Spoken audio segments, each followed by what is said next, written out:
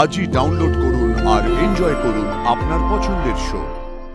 ও বন্ধু আমার তাপে তোমার দেখা একা একা দিন যে আমার। এটা জি বাংলার জন্য সবার আগে।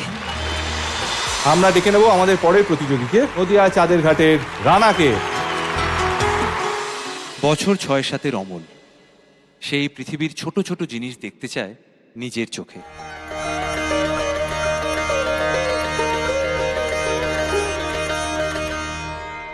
জাঁতা দিয়ে পিসিমার ডাল ভাঙা দেখতে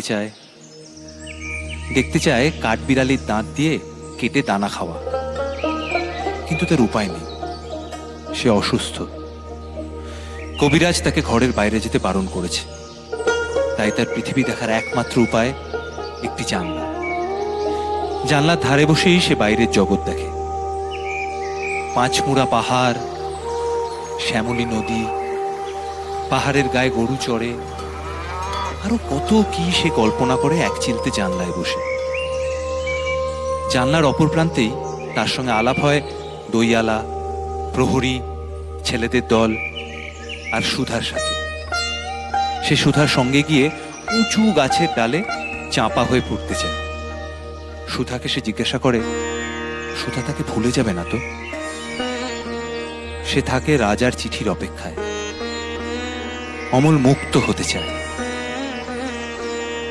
ও বন্ধু আমার তাপে তোমার দেখা একা একা দিন যে আমার কাটে না রে। ভেঙে মোর ঘরের চাবি নিয়ে যাবি কে আমারে। ভেঙে মোর ঘরের চাবি নিয়ে যাবি কে আমারে।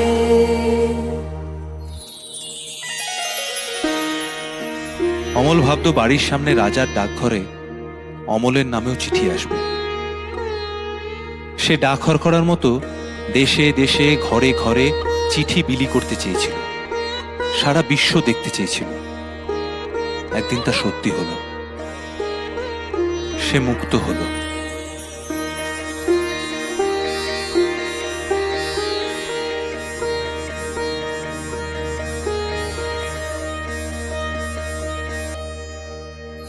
ফুল হয়ে ফুটল সে।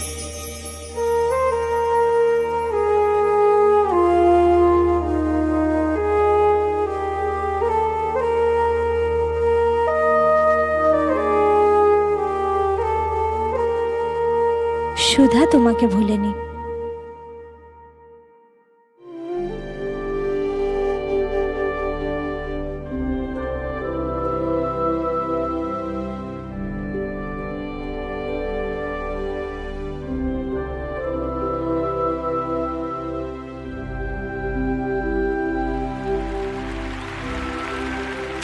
এটা জি বাংলার জন্য সবার আগে।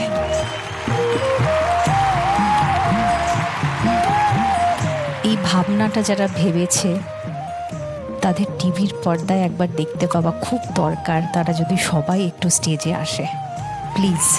অর্ণব, সঙ্গীতা, আমাদের ফ্লোর ডিরেক্টর আবির, সঙ্গে সৈকত এবং প্রতাপ, তোমাদেরকেও রিকোয়েস্ট করবো।